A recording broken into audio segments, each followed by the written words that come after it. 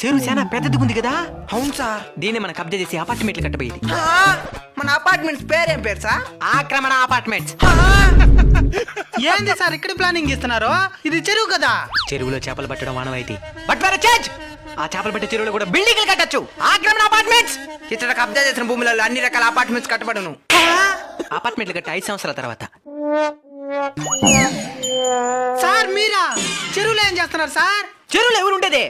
నా అపార్ట్మెంట్ మీదనే ఉంటా. ఇది 10వ అంతస్తు. అంటే మిగిలిన అంతస్తులు నేలల్లో ఉన్నాయి. పవర్ డబ్బులు ఉన్నదని ఎక్కడ పడితే అక్కడ కబ్జా చేసి బిల్డింగ్లు కట్టేస్తా ప్రకృతి ఇట్నే సమాధానం చెప్తాది.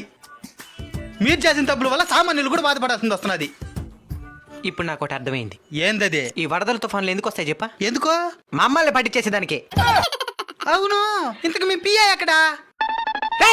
సరిగ్గా నిలబడి కదలు పక్క. అంటే వాడి భుజాలపైన నిలబడి ఉండేది.